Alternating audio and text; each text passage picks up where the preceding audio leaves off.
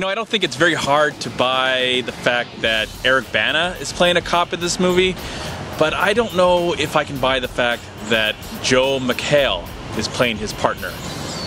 The film that I saw today is called Deliver Us from Evil, and it's the new film directed by Scott Dickerson, who gave us Sinister and The Exorcism of Emily Rose, two films I think are scary in their own right. So I was kind of curious about this movie because I like Eric Bana and I like the director. This film is inspired by true events, which could mean anything.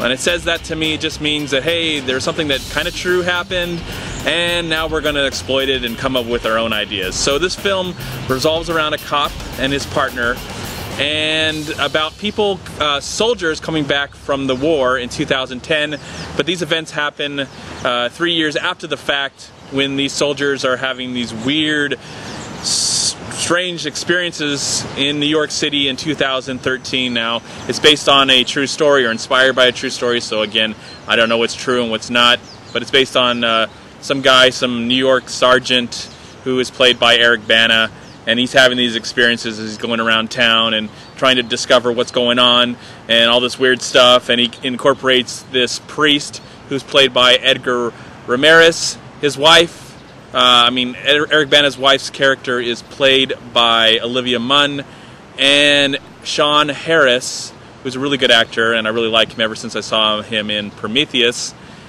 He plays this guy that's come back from war and he's possessed and he's having all these issues and stuff like that, so it's really nice to see him in the movie. This movie is said that it's a horror film, and from the trailers it's definitely being promoted as a horror film, and there's horror elements, there's some creepy elements in the movie, but I have to say I was more intrigued by this movie as a cop drama and a cop character-driven story, a cop psychological thriller, more than a horror itself. It never really felt like a horror film. It honestly, it never did. I was never scared. I never had my heart pounding.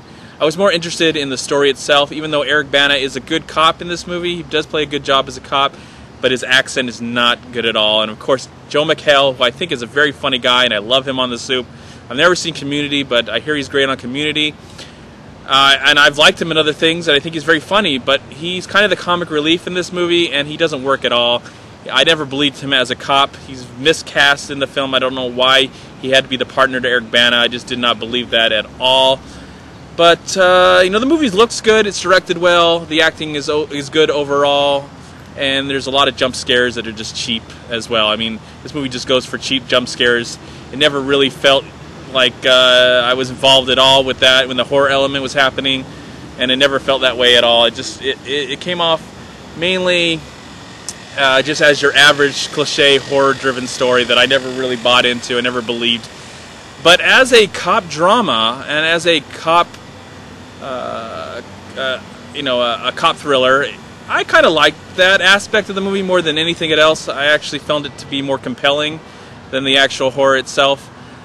So I think this movie would have served better if it would have tried to be more realistic, more dramatic, and take the stuff that maybe really happened and not so made it unbelievable with the horror. It just got too crazy with this whole exorcism that pops in when involves this priest that I never really bought into. And they never really took the time for me to, as an audience member, to really buy into this. And whether it's true or not, I just did not care. After a while, I did not care, and the movie's 2 hours. It never should have been 2 hours. This movie would have worked well as a 90-minute psychological thriller involving cops working their ass off in New York City.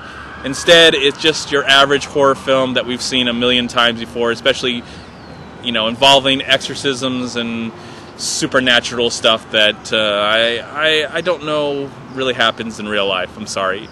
I kind of enjoyed it more as a cop drama, but maybe I'd give it a slight recommendation. It just never captured my soul, and maybe that's what I wanted. I didn't have too much expectations for this movie, but it would have been nice. It would have been nice if this movie would have excelled my expectations. And actually, I expect more from the director. And of course, this is Jerry Bruckheimer's first production, I think, since leaving Disney. And I don't know where he's going with his life, but hopefully he'll go some other direction from this. And and I hope the director does something better than this as well. So, not a bad film, not a terrible film, not a really good horror film. But if you're looking for a cop drama with some psychedelic, supernatural elements, it's definitely worth seeing. And for that, I give Deliver Us from Evil a slight 2.5 stars out of 4. I'm MovieManCHAD. Please like, comment, subscribe to my channel. I'm also on Twitter and I'm on Facebook, and please go to WeLiveFilm.com and subscribe right here on YouTube to We Live Film. Also go to Long Beach Acting and Film Association right here on Facebook and Twitter. Please also go to MoviePod.com, and if you somehow enjoyed this movie review, please click right here. Subscribe to my channel. I'd really appreciate it. Thank you so much for watching.